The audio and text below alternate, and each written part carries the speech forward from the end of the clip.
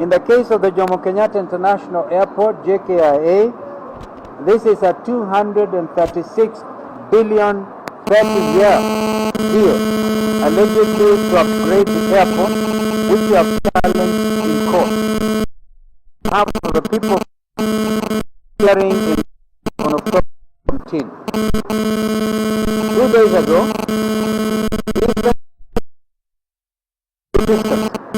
the broad-based government went ahead to sign another 95 billion energy deal. Transmission company Sako and Adani for another 30 years. This will also not go unchallenged. In the healthcare sector, again against public outcry, the broad-based government signed another 104 billion deal for defective SHIF system. Some people have called it Chakahola, that has exposed Kenyans to great suffering and even death. We reiterate our position that the impeachment drama was a smoke screen that was meant to divert the attention of Kenyans and provide cover for these multi-billion deals to be sealed by the broad-based government. We want to assure Kenyans that we will not allow our country to be auctioned by this broad-based regime.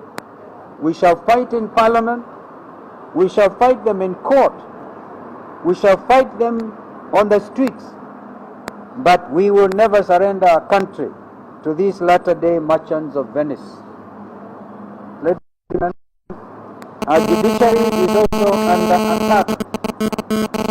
As for our last line of defense, we urge them to continue being our shield and defender against an increasingly regime hell-bent on returning this country to the dark days of oppression. This overbearing executive has indeed captured Parliament. If that was not clear before, the impeachment events made it starkly so. Lastly, ladies and gentlemen, on the Independent Electoral Boundaries Commission Election Panel, we will abide by the court ruling scheduled for tomorrow, October the 14th. We realize that time is extremely of the essence. We believe that the formation of an independent commission that has the trust of the people of Kenya is the most crucial cog that will help safeguard our democracy. That William Ruto and his team will never steal elections again. Thank you very much, and may God bless you. Questions? If there be none, thank you so much. Bring your greetings from Sweden. It's cold out there. Yes. Please, a little come nearer maybe. Yes.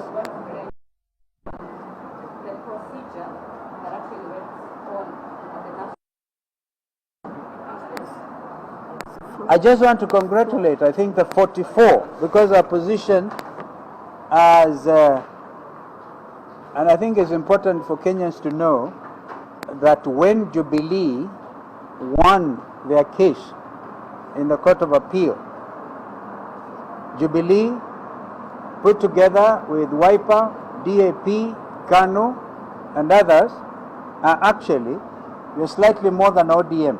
It's important to recognize that. And even if, because that's a party position, it matters not whether individuals have been compromised or not. So we watched this debate, I personally watched it, and it was amazing, and it is clear that this was like a lynch mob. But there are 44 Kenyan leaders, who stood firm and listened to the pulse and the aspirations of the Kenyan people. The issue here is not Gachagua. The issue is what you have just been talking about, that Gachagua is being used as a smokescreen.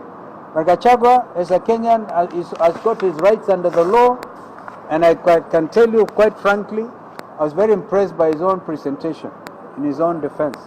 So what happened in Parliament? And you know, by the way, was it Emily? Emily, some of us hold the view that this parliament was impeached by Kenyans on the 25th of June.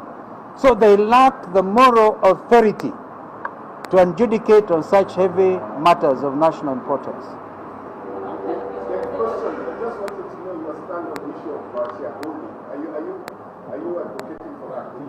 No, I thought that the shareholding thing, my friend, the shareholding issue was very ably dealt with.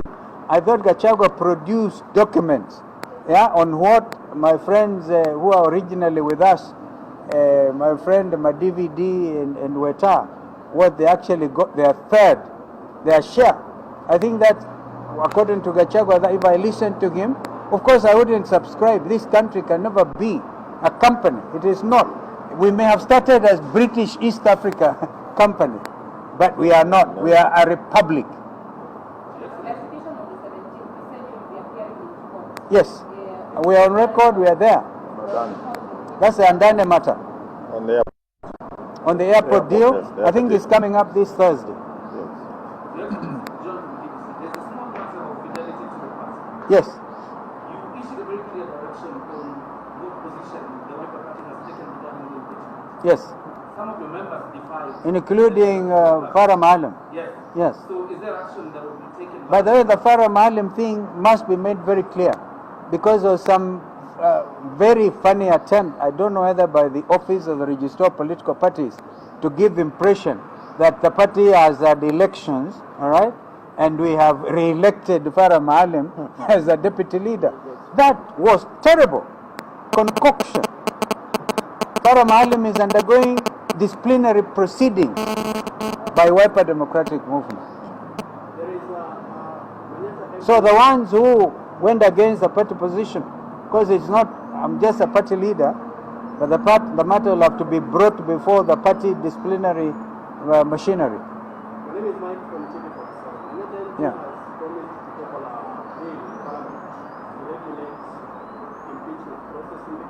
Who did? Please come here. Manyata MP. Yes.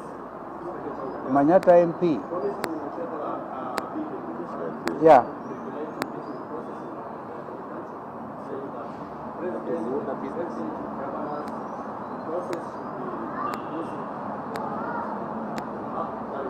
Process should be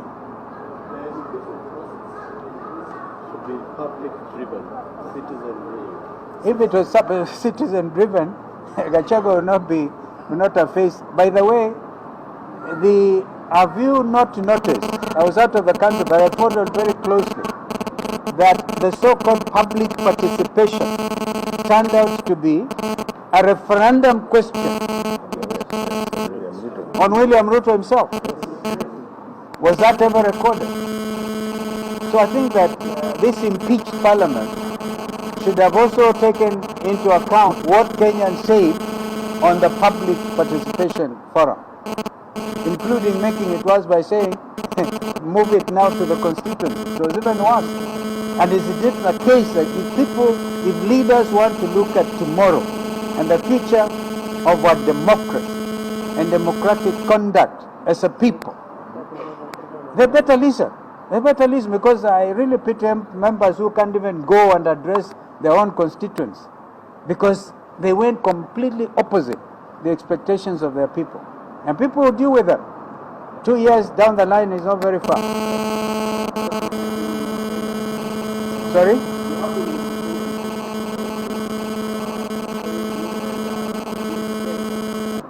Mount Kenya region?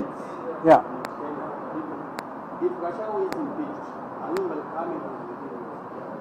No, I don't first of all want to anticipate anything. As I said, he has a right under the Constitution. I saw some weird argument by a former chairman of, let him remain nameless, of LSK, saying that he cannot go to the Supreme Court. That was terrible. Yeah, juries cannot talk that way. By the way, talk about Mount Kenya. Embu is part of Mount Kenya. Embu until recently was the headquarters of Eastern Province. Even now, some of these regional offices are there. So I'm really okay. If you want to I'm a part of that because that's my provincial headquarters.